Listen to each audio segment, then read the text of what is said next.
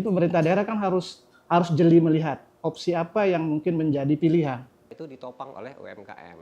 Nah kemudian juga ada sekitar 8,9 triliun sampai 9,5 triliun itu masuk ke negara kita. Kemudian ini juga akan mengurangi tingkat pengangguran kita, tenaga kerja juga terserap 97% dari itu.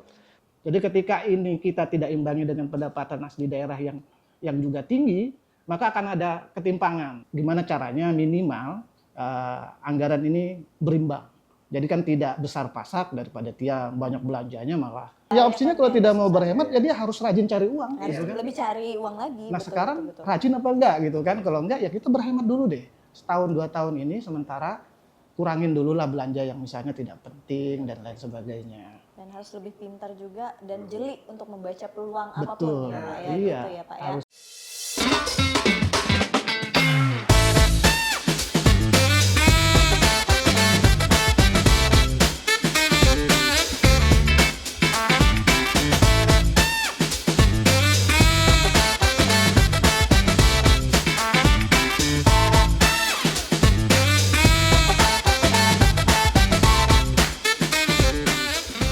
Kosan Heni, kopi santai bareng Heni.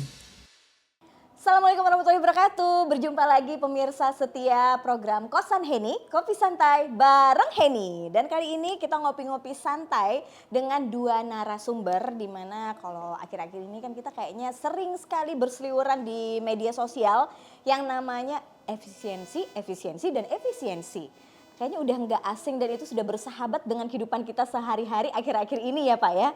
Nah dan untuk itu hari ini kita akan bahas tentang mengamati strategi pemerintah daerah dalam merespon kebijakan efisiensi anggaran. Dan kali ini saya sudah mengundang dua orang narasumber. Yang pertama adalah beliau dosen Universitas Nahdlatul Ulama Kalimantan Selatan yaitu Bapak Nazarudin SMM. Selamat malam, siang menjelang malam apa nih? Sore menjelang malam ya udah ya kita ya. Selamat sore, Bapak sehat Pak? Alhamdulillah sehat. Alhamdulillah sehat. Walaupun sepertinya tentang efisiensi ini berdampak nggak Pak bagi Bapak sebenarnya? Berdampaknya sih berdampak ya. Secara pribadi berdampak juga bagi masyarakat kan. Nah berdampak betul semuanya. Oke, baik. Dan yang kedua saya juga mengundang salah satu narasumber kita. Beliau adalah pengamat kebijakan publik dan beliau adalah Bapak Saiful Adar SEME. Selamat sore menjelang malam juga Bapak. Iya, karena ada sore. lampu-lampunya nih Pak. Gimana kabarnya Pak? Sehat Pak? Alhamdulillah.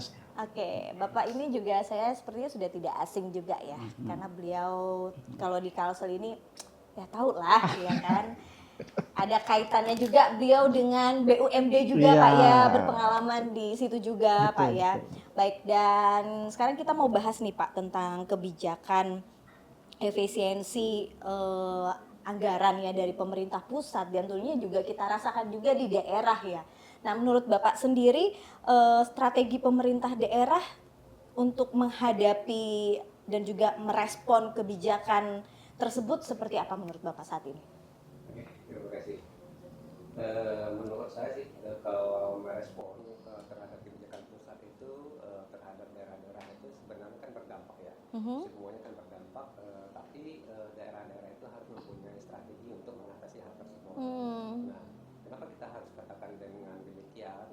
Ternyata daerah-daerah itu sebenarnya tidak siap untuk menerima efisiensi itu, karena juga akan berdampak terhadap proyek-proyek strategi pembangunan, kemudian terhadap prasarana dan sarana itu kan, kemudian apalagi terhadap ini pelayanan terhadap publik.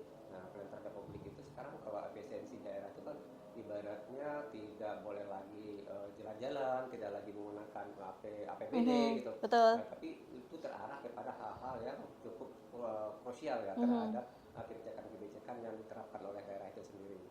Namun terhadap UMKM sebetulnya lebih berdampak lagi terhadap pelaku-pelaku usaha kecil menengah. Nah, ketika kita berbicara terhadap kebijakan-kebijakan daerah terhadap UMKM, nah kita belajar secara nasional ya tahun 1998 itu ekonomi kita itu sudah batas kritis ya. Tapi yang menopang pendapatan nasional kita itu adalah UMKM. UMKM, Iya, betul. itu 61% PDB kita itu ditopang oleh UMKM. Nah, kemudian juga ada sekitar 8,9 triliun sampai 9,5 triliun itu masuk ke negara kita. Kemudian ini juga akan mengurangi tingkat pengangguran kita, tenaga kerja juga terserap 97%. Nah, oleh sebab itu kebijakan daerah itu sebaiknya bagaimana menghidupkan UMKM kita ini supaya jangan berdampak terlalu terhadap kebijakan pusat terhadap daerah tersebut. Oke, soalnya kita juga pengalaman dari kemarin adanya pas COVID juga Pak ya, itu pun Iya, juga jadi betul. pengalaman yang berharga bagaimana peran UMKM ini bagi pemerintah itu sangat berperan juga ya gitu, Iya, membantu betul. pemerintah lah istilahnya seperti itu Pak ya. Iya, betul, betul sekali. Oke, sekarang saya ke Pak Saiful Adar nih, gimana nih Pak menurut Bapak? Ya, sebenarnya kalau bicara efisiensi anggaran terutama di daerah, itu kan kalau kita cermati lebih jauh sebenarnya kan karena daerah itu dia maksudnya begini, transfer pusat yang harusnya diterima oleh daerah itu biasanya full, kemudian karena ada satu dua hal ini kemudian dikurangin. Jadi pemerintah daerah kan harus jeli melihat opsi apa yang mungkin menjadi pilihan. Benar-benar Karena bijak Pak ya. iya, sebenarnya kan dua saja kalau Mas melihat kan di APBD itu postur anggarannya cuman paling mudah ngelihat adalah di belanja sama di pendapatan. Nah, ini kan jadi timpang karena pendapatan yang harusnya di daerah itu seimbang atau minimal lebih banyak, sekarang dikurangin hampir 50% saya lihat kan oleh pemerintah pusat. Betul. Nah, celakanya di daerah kita struktur anggarannya itu biaya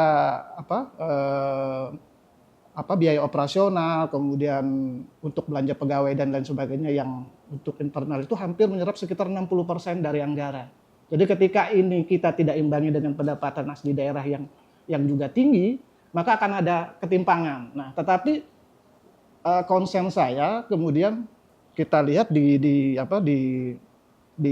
akhir tahun tadi kayaknya yang kemudian publik sedikit terkejut, misalnya anggap di provinsi kemudian tiba-tiba kok ada anggaran senilai 1 triliun di bank daerah yang tidak terkelola dengan baik, maksudnya tidak dibelanjakan, tidak terserap dan lain sebagainya. Nah, kita kan sangat memprihatinkan itu karena harusnya ini bisa dibelanjakan buat A, B, C dan C yang bisa, kalau bagi kita sih yang menimbulkan multiplier efek kuat itu akan sangat bagus gitu kan. Tapi ini kan ada dana yang tidak terpakai, tidak terserap. Padahal ini kita lagi efisiensi gitu kan. Artinya kan ada uang yang selama ini tidak habis dibelanjakan. Nah, di tahun 2025 kita melihatnya seperti itu. Nah, kemudian kejadian di 2026 akhirnya transfer pusatnya menurun jauh, pendapatan asli daerahnya kita hanya berapa persen jauh dari itu karena transfernya hampir 50-60% di dalam APBD itu, lah otomatis kita harus menyesuaikan. Tetapi ternyata di lapangan misalnya kita lihat publik melihat kok pemerintah pusat pemerintah daerah tidak sense of kalau bahasa Banjaran itu Rasa ingin memilikinya gitu Pak ya. Artinya kan dia harus melihat ini bahwa ada persoalan ini gitu di daerah yang harus kita selesaikan. Masa misalnya kemudian tetap biayanya tidak dirubah, misalnya acara-acara tetap di hotel, kemudian harus keluar daerah segala macam. Ini kan bisa dipangkas sebenarnya. Daripada kita keluar beberapa miliar untuk kegiatan yang mungkin hanya seremonial, lebih baik apa yang kita lihat di daerah misalnya kan yang perlu kita bantu UMKM yang berdampak jauh itu lebih bagus menurut saya. Jadi soal opsi yang harus apalagi sekarang kan juga kita banyak sekali pilihan-pilihan Pak ya, misalnya dengan seremoni misalnya seperti seminar kita bisa melakukannya webinar seperti itu ya. Bisa online. Jadi tidak perlu kita harus hadir untuk bertatap muka langsung, itu salah satu solusi juga ya Pak ya. Karena ya itu tadi sempat kita ngobrol-ngobrol juga Pak ya, pengalaman yang berharga, pengalaman itu adalah guru paling berharga gitu. Nah, kalau Bapak tadi kan juga bahasnya lebih seperti apa ya, UMKM mungkin yang bagi Bapak sendiri. Nah, kira-kira nih kalau Bapak ibaratnya andai kata saja Bapak ini adalah bagian dari pemerintahan, kira-kira apa yang akan Bapak lakukan? Berandai-andai ya kan? Eh, saya sih kalau seandainya saya itu bagian pemerintahan, karena kita belajar tahun-tahun sebelumnya ya, karena UMKM apa yang dibilang Bapak tadi, itu UMKM itu adalah penopang dari perekonomian baik itu daerah maupun nasional ya. Nah, kita harus jeli pada UMKM karena juga mengurangi tingkat pengangguran juga. Kemudian dia bisa kontribusi terhadap daerahnya. Betul. Gitu. Nah, untuk antisipasi karena kita ada defisit APBN kita defisit, yaitu untuk antisipasi daerah itu karena berdasarkan undang-undang otonomi daerah yang direvisi 2015 yang lalu. Nah, seharusnya daerah itu punya karakter sendiri untuk mengelola daerahnya. Nah, salah satu peningkatan ekonomi itu kalau kita laksanakan dengan baik, ya kita tidak terdampak begitu besar terhadap transferan dari pusat ya seperti itu. Kita bisa menghidupi daerah kita seperti itu. Nah, salah satunya kalau umpamanya UMKM kita hidupkan, kenapa sih selama ini kita tidak fokus terhadap UMKM yang otomatisnya ibaratnya yang mendukung kontribusi terhadap Pemda yang kita laksanakan. Nah, salah satu contoh umpamanya kita ini naik haji ya, naik haji. Nah, kenapa UMKM kita di sektor makanan Mandai, salah satu ciri khas kita Kalimantan kan gitu. Kenapa tidak kita kelola dengan baik, kemudian kita kirim ke Arab Saudi untuk makanan masyarakat kita yang ada di sana. Nah, artinya apa? Kontribusi Pemda terhadap UMKM itu sudah berjalan dengan baik. Kemudian dengan majunya UMKM, bayar pajak dan sebagainya kan masuk ke daerah Pemda seperti itu. Nah, yang kedua, yang hal-hal secara ekonomis ya, ekonomis itu barang-barang yang tidak berharga itu bisa kita jadikan barang ekonomis. Apa contohnya? Ini limbah rumah tangga. Nah, kita kelola dengan baik melalui dinas lingkungan hidup ya, dinas lingkungan hidup itu DLH itu dia bisa olah menjadi pupuk organik. Kemudian bisa juga sebagai paving block, pokoknya kan paving block nih. Nah, dari analisis kami itu kalau 10 ton limbah rumah tangga itu per hari itu bisa menghasilkan 35.000 liter loh organik, pupuk organik cairnya. Itu kalau kita pasarkan, Pemda pasarkan ke petani-petani dengan harga yang murah, mendukung petani tidak beli pupuk mahal kan. Nah, hasilnya bagus, juga masuk ke kontribusinya kepada daerah gitu. Jadi investasinya besar nggak? Ya, kita harus punya roadmap. Roadmap itu artinya tahun ini kita lakukan ini, tahun ini kita lakukan ini, untuk antisipasi daripada ini transfer pusat yang kurang gitu. Nah, artinya kita bisa hidup bukan tanpa bantuan ya, tapi ibaratnya kita mengantisipasi kalau seandainya pusat mengurangi transfernya ke daerah seperti itu. Oke, balik lagi ya kan kalau dengan adanya pupuk yang murah itu juga nanti manfaatnya ujung-ujungnya bisa juga bermanfaat untuk mendukung ketahanan pangan ya kan. Jadi ada simbiosis mutualisme sebenarnya seperti itu. Iya betul. Kalau umpamanya pupuk yang sampah organik itu kalau kita bandingkan dari 10 ton itu kita menghasilkan sampah organiknya itu adalah 60%. 30% adalah anorganik, itu dari plastik-plastik dan segala macam. Kemudian yang satu lagi itu yang yang tidak berguna, mungkin yang ada pokok dan segala macam itu tidak kita kubur seperti itu. Nah, nanti suatu saat itu bisa dibongkar menjadi pupuk juga, pupuk emas kan gitu. Nah, yang pupuk organik inilah yang harus kita jalankan. Nah, harus kita jalankan bagaimana kita dari rumah tangganya sudah tersedia bagus, kemudian dibawa oleh truk, kemudian langsung tanpa TPS-nya, tapi langsung ke TPA-nya. Nah, sehingga dari segi transportasinya itu berkurang, dari dari pencemaran udara juga kurang gitu. Jadi semuanya kita hidupkan seperti itu. Jadi ada kebijakan-kebijakan Pemda seperti itu sangat mendukung kepada masyarakat, UMKM, dan bisa mengurangi tingkat tenaga kerjanya untuk sebagai pengolahan itu di TPA seperti itu. Jadi pemerintah tidak menyediakan lahan-lahan lagi sekian tahun harus beli lahan lagi, kan bukan seperti itu kan? Nah, karena setiap hari dia mengolah pupuk itu tenaga kerja itu ada. mesinnya bersifat teknologi seperti itu. Oke, intinya juga akan mengurangi beban pemerintah juga sebenarnya ya. Iya, betul. Oke, sekarang saya ke Pak Saiful Adar. Kalau Bapak sendiri nih, ibaratnya kalau Bapak ada di dalam pemerintahan, kira-kira apa yang Bapak lakukan Iya. upayanya? Saya kira kalau pemerintah jeli melihat, ini kan soal sebenarnya garis besarnya ada dua. Jadi soal belanja dan penerimaan kan. Jadi pendapatan dan belanja. Ketika pendapatan kita turun, belanjanya lebih tinggi kan jomplang, dia akan harus muter otak lah. Gimana caranya minimal anggaran ini berimbang. Jadi kan tidak besar pasak daripada dia banyak belanjanya malah pendapatannya tidak. Nah, tapi fungsi utama dari anggaran pendapatan belanja kan bukan hanya soal pendapatan yang tinggi. Dia harus punya daya efek berganda yang kuat tadi, misalnya tadi UMKM. Kita tidak bicara pendapatan Kalsel bertambah seberapa triliun dan sebagainya, tapi dia tidak punya efek berganda yang kuat terhadap misalnya kalau UMKM kan jelas, UMKM jelas. Misalnya kita bantu UMKM-nya, nanti yang tumbuh kan akan banyak. Ada yang bekerja di situ, ada pajak, PPh macam-macam dan lain sebagainya. Ini yang nanti akan kembali ke daerah kan. Tapi tidak misalnya kita yang kencengin malah belanja operasional untuk pegawai dan lain sebagainya lah, beli mobil baru misalnya kan. Di salah satu daerah saya lihat malah belanja mobil baru walaupun misalnya mobil listrik misalnya kan. Tapi kan saya kira secara hitung-hitungan di saat seperti ini saya kira belum tepat. Jadi dia harus pinter melihat opsi yang harus dia lakukan ke depan karena ini kita porsi anggaran kita sangat tergantung dengan pemerintah pusat. Jadi kalau ibarat keluarga ya kita masih nyusu sama ibu bapak gitu kan, sama ayah ibu. Jadi kita mulai harus berpikir bahwa ini gimana nih ngurangin ketergantungan dengan pusat.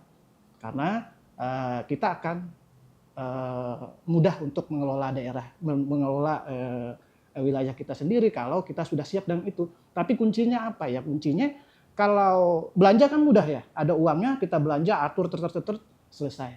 Tapi kalau pendapatan kan harus mikir. Harus kita kasih opsi apa yang benar-benar dapat banyak kan, pelabuhan, kita bagusi terminal, UMKM, kita lumayan banyak loh. Selain soal misalnya sumber daya alam, karena kebanyakan yang pendapatan malah kita kan di sumber daya alam, ekstrak langsung di situ. Tapi kita susah karena tidak banyak yang bisa kita lakukan di situ, misalnya smelter, pokoknya harus bernilai lebih lah. Nah selama ini mungkin kita hanya menunggu dari pusat, ini yang harus kita. Nah selain soal pendapatan dari pusat, maka kunci utamanya adalah di pendapatan asli daerah melalui, kalau pemerintah provinsi ya otomatis dia melalui BUMD, Badan Usaha Milik Daerah gitu kan. Karena ini satu lembaga yang sah secara aturan, secara hukum untuk nyari profit lah. Kalau pemerintah kan mestinya selalu berpikir untuk kebaikan semua orang. Jadi tidak harus apa yang dilakukan ini nilainya profit apa enggak, atau karena ada sektor lain yang harus dipikirkan kesejahteraan. Misalnya ini kan tidak bisa diukur dengan angka gitu kan. Tetapi kalau soal pendapatan daerah maka ujung tombaknya harus BUMD yang bergerak. Nah, misalnya di provinsi ya terutama beberapa BUMD yang harusnya itu menjadi lokomotif pendapatan asli daerah. Jadi tidak tergantung dengan pemerintah pusat. Nah, kalau misalnya di sini kan banyak ada Bank Kalsel, kemudian beberapa BUMD lah yang seharusnya itu bekerja maksimal ketika anggaran kita dikurangi. Selain soal efisiensi tadi. Oke. Sedikit saja Pak. Iya. Kalau ekonomi itu kan ibaratnya gini, sesuaikanlah apa yang kebutuhan bukan berdasarkan keinginan. Betul, kebutuhan. Nah, karena kan orang nggak pendapat sudah kecil tapi keinginannya banyak sama sekali. Jadi utang akhirnya kita Iya, tidak dibutuhkan padahal gitu kan, hanya sekedar. Tapi dibutuhkan lah yang mendasar lah, yang urgen itu belanja kita apa. Tapi kadang-kadang mereka enggak sama sekali. Yang tidak dibutuhkan ya berdasarkan keinginan. Betul. Jadi semua orang bisa belanja tapi tidak semua orang bisa apalagi berhemat ya. Nah, gitu dia. Lagi berhemat. Apalagi kalau kita mengikuti tren. Nah, itu dia. Ya opsinya kalau tidak mau berhemat ya dia harus rajin cari uang. Harus gitu kan. lebih cari uang lagi. Nah sekarang rajin apa enggak gitu kan? Kalau enggak ya kita berhemat dulu deh. Setahun 2 tahun ini sementara kurangin dulu lah belanja yang misalnya tidak penting dan lain sebagainya. Dan harus lebih pintar juga dan jeli untuk membaca peluang Betul, apapun ya Pak ya, iya, gitu ya Pak ya. harus. Oke. Ya tadi lokomotifnya BUMD. Oke, Gitu. kalau Bapak lebih kayak mungkin untuk menggerakkan BUMD yang ada gitu ya. Nah, maksud. terus kita melihat Kalsel hari ini nih Pak. Kita berbicara tentang Kalsel Pak ya. Kan kita tinggal di Kalimantan Selatan, bukan hanya di beberapa daerah saja tapi secara garis besar di Kalsel sendiri. Nah, menurut Bapak, pandangan Bapak sendiri nih, pemerintah daerah Pemprov Kalsel sendiri menurut Bapak nih saat ini apakah sudah membuat kebijakan-kebijakan yang tepat atau mungkin ada beberapa hal yang mungkin menjadi garis besar yang harus kita apa ya istilahnya kita cari solusi bersama. Menurut Bapak seperti apa? Oke, saya banyak melihat di media sosial ya. Kebanyakan ibaratnya belum apa ya, belum optimal dalam menerapkan kebijakan-kebijakannya. Karena ada beberapa pejabat-pejabat yang shopping ke luar negeri, saya dengar ya. Tapi saya nggak pernah lihat secara langsung gitu. Tapi kalau menurut media-media itu, kalau dikaitkan dengan kebijakan Pemda Kalsel pada saat ini, itu rasanya belum optimal dalam menerapkan kebijakan-kebijakan untuk spesialisasi anggaran seperti itu. Di saat kondisi kita dalam kondisi yang kurang baik seperti itu. Oke, kalau Pak Saiful Adhar sendiri gimana nih Pak? Menurut Bapak? Terkait Tentang pemerintah provinsi Kalsel sendiri saat ini. ya tadi sih sudah disinggung dikit. Ini baru sedikit Pak, lebih detail lagi Pak kali ini Pak. Ya saya kira kita semua bisa melihat ya beberapa sejak pemerintahan yang baru mungkin setahun lebih ya sudah. Nah ada beberapa hal yang menjadi perhatian publik, misalnya soal ada dana yang inbound di Bank Kalsel misalnya kan, yang itu tidak dibelanjakan. Kemarin kan ribut tuh, punya Banjarbaru ternyata enggak punya Pemprov. Nah, jadi ini kemudian ributnya di masyarakat, oh ternyata Pemprov punya uang kok. Kenapa bahasanya kita nggak punya uang kemudian harus efisiensi dan sebagainya. Ternyata ada yang tidak dibelanjakan. Kalau bahasa di dalam ini kan ini tidak cakap dalam perencanaan. Karena mestinya setahun yang akan datang itu sudah kita rencanakan mau beli ini, beli itu, beli ini dan sebagainya. Oh ternyata ada sisa, kemudian nanti menjadi sisa lebih anggaran di tahun berjalan yang akan datang. Tetapi kan ini tidak efektif menurut saya. Akhirnya kan cuman tersimpan, cuman ngendon di bank plat daerah juga gitu kan. Dan ternyata saya lihat di BUMD daerah, di bank daerah itu juga program untuk kredit usaha rakyatnya yang seharusnya bernilai 1 triliun malah itu juga hampir hanya realisasi sekitar 200-300 miliar. Jadi jauh di bawah realisasi yang minimal 50%. Karena kalau kur bagus secara teoritis kan ini akan banyak pengusaha-pengusaha yang bisa bangkit misalnya dengan usaha-usaha yang produktif. Bukan untuk hanya konsumtif kan, jadi dia minimal kalau kur kan bisa untuk UMKM, bisa untuk usaha macam-macam. Tetapi ya ini kalau punya daerah mestinya syaratnya jangan terlalu fleksibel lah, karena kita mengingat kondisi kita di daerah misalnya. Artinya saya lihat pemerintah daerah harus bisa melihat ini gitu loh. Artinya misal kalau pendapatan kita ternyata banyak di soal pajak PKB, kendaraan bermotor misalnya. Yang menjadi nomor 1 misalnya di Kalimantan Selatan, mestinya pendapatan yang ada itu ya kita optimalkan, kemudian kita salurkan kembali untuk bagaimana agar ya ini pajaknya semakin tinggi misalnya, ya minimal jalannya dibaiki supaya orang lebih rajin beli motor lagi misalnya, walaupun ini kan hitung-hitungan biasa saja, tetapi kita tidak mendorong orang untuk beli motor, tapi ini kan terkait dengan pendapatan yang akan lebih tinggi misalnya kan, PKB, balik nama, ini kan sangat tinggi nih di Kalsel untuk pendapatannya ke daerah. Tapi ternyata di lapangan kan tidak semua pendapatan yang diterima itu kemudian kita kembalikan di mana sumber yang menjadikan duit tadi gitu loh. Kalau prinsip saya misalnya sebagai pengusaha atau sebagai praktisi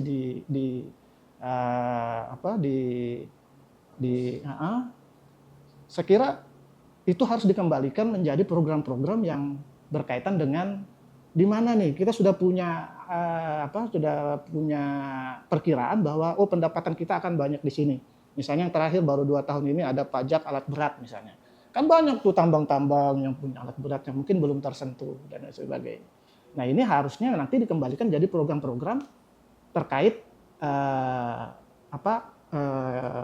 hal tersebut. Misalnya ya tadi saya bilang misalnya kalau PKB berarti harus mempermudah orang bayar pajak, jangan sulit. Kemudian kalau bisa jalannya dibaiki, jangan hanya satu ruas sampai hulu sungai sampai ini misalnya. Tapi saya lihat pemerintah provinsi sudah menganggarkan misal kayak jembatan Kota Baru, saya sih sepakat agar konektif antar wilayah menjadi lebih terbuka. Betul. Nanti ada jalan ke hulu sungai, saya juga sepakat.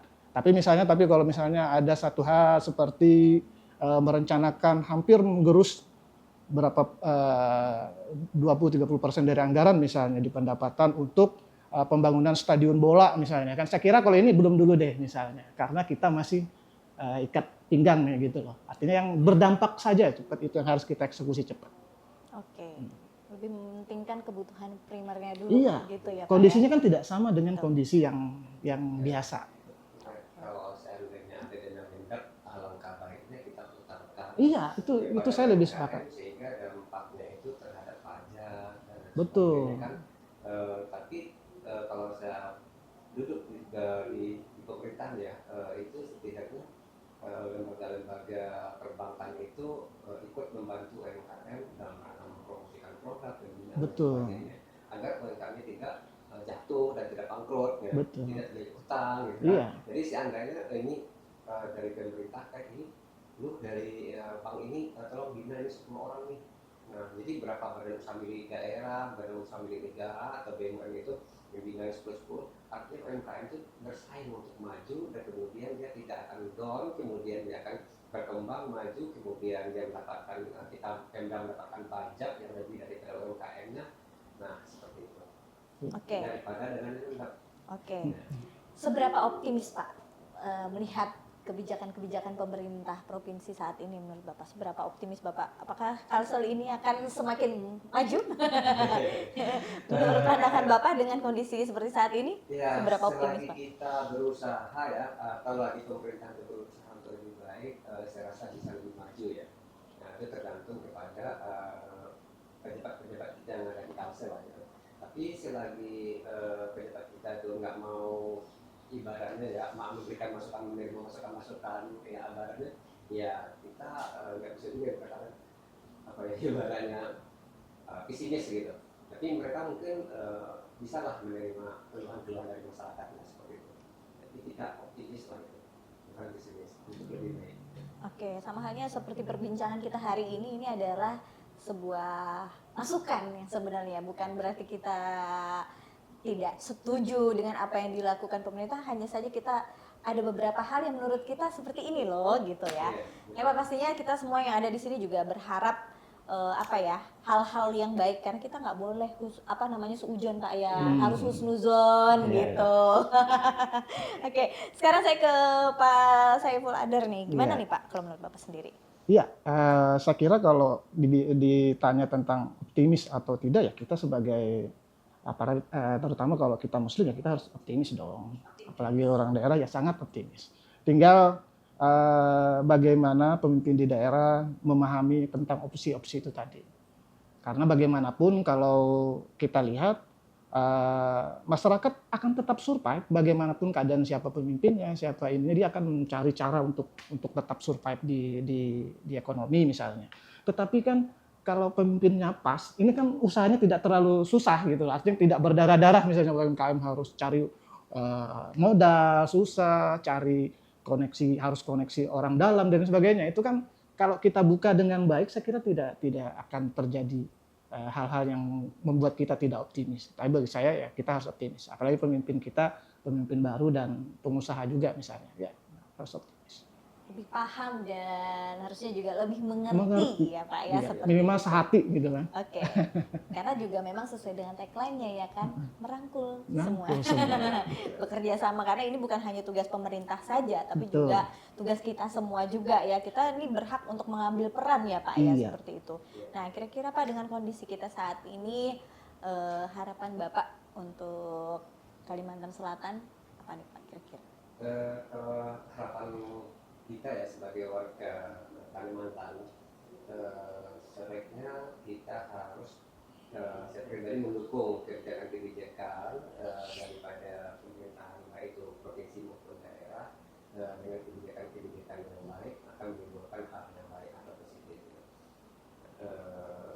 Harapan seperti itu, Bu. Jadi untuk kedepannya kita harus lebih baik dan bisa untuk ini yang meningkatkan perekonomian masyarakat. Nah, kalau saya bilang ini, Bu, UMKM Sasirangan mungkin sudah banyak tuh hotel-hotel, ada nggak memakai taplak dan segala macam dari nggak ada. Alangkah baiknya pemerintah daerah menginstruksikan hotel-hotel ini tolong UMKM ini untuk dijadikan sebagai Wajib ya? Wajib gitu, karena mencerminkan ciri khas kita kan, mencerminkan ciri khas kita untuk hotel-hotel baik yang berbintang 1, 2 maupun 5 dan seterusnya maupun hotel melati. Karena ketika orang berkunjung ke tempat kita, artinya bagus juga tuh daerah-daerah sekitar. Sasirangan ini juga menjadi idola buat mereka seperti itu. Jadi ibaratnya saya berterima kasih juga kepada pemerintah mengenai tadi. Oke, sekarang Pak Saiful nih. Iya. Harapannya Pak untuk benua kita tercinta nih Pak.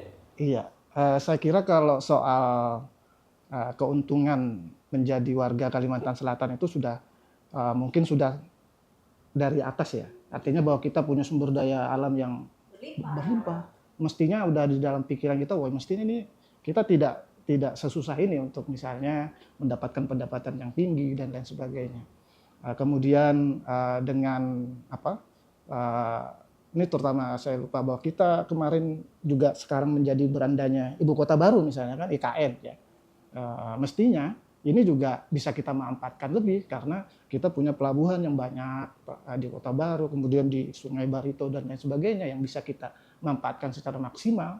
Saya kira kalau semuanya kita garap dengan baik,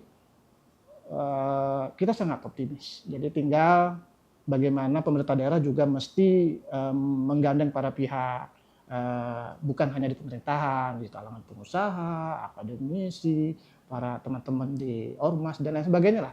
Karena ini kan kerja bersama, bukan hanya pemerintah daerah untuk mensukseskan apa yang kita inginkan. Nah, jadi kalau ini kolaborasi ini sudah terjalin dengan baik, saya kira itu. Tetapi memang prinsipnya ya, saya kira memang kita harus memaksimalkan kondisi teman-teman yang ada di pemerintahan. Jadi memang dia harus bekerja lebih keras karena kan dia dibayar dari pajak rakyat. Kemudian ini bahasa ini. Artinya kita saya bayar pajak tapi misalnya Anda kok buang-buang uang untuk belanja ini dan lain sebagainya. Kan nggak enak, nggak kurang elok dipandang itu kan. Tapi kalau dia sudah bekerja kemudian yang kita dapat hanya memang kita sudah berusaha dan lain sebagainya dengan opsi A, B, C, D. Ya itu semua akan kita pahami bahwa ini tinggal urusan ikhtiar sudah, tinggal di lapangan bagaimana nanti kita harus jalan. Oke, baik. Terima kasih sekali lagi untuk masukan, harapan dan juga pandangannya hari ini. Semoga saja ini juga akan memberikan manfaat juga bagi kita semua. Jadi dengan adanya tayangan hari ini juga kan balik lagi seperti yang kita harapkan bersama adalah untuk membangun daerah kita ini bukan hanya peran serta dari bukan hanya kerja pemerintah saja, tapi peran serta dari kita semua ya Pak ya. Mau itu kita backgroundnya akademisi, pengusaha, ormas pun juga semua. Kita punya peran bersama untuk membangun Kalimantan Selatan kita tercinta ini. Terima kasih sekali lagi Bapak untuk waktunya. Terima kasih sudah berhadir di sini untuk program Kosan Heni. Jangan lupa pemirsa saksikan terus program Kosan Heni dan semoga saja menjadi program inspiratif dan juga kesayangan pemirsa semua. Sampai jumpa lagi di edisi berikutnya. Wassalamualaikum warahmatullahi wabarakatuh.